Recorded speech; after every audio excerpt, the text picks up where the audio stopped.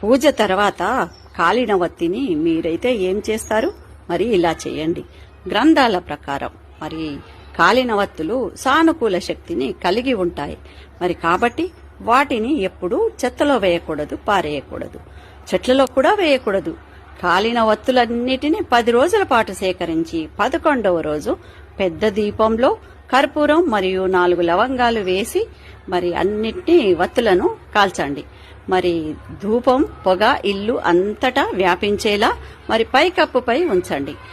మరియు మరుసటి రోజు దాని బూడిదలో కొంత భాగాన్ని ఒక పెట్టెలో ఉంచండి.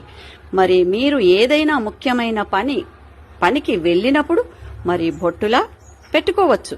మరి పిల్లలపై చెడు దృష్టిని నివారించడానికి కొంచెం బూడిదను 7 సార్లు తిప్పి చెట్టు దగ్గర వేసేయండి.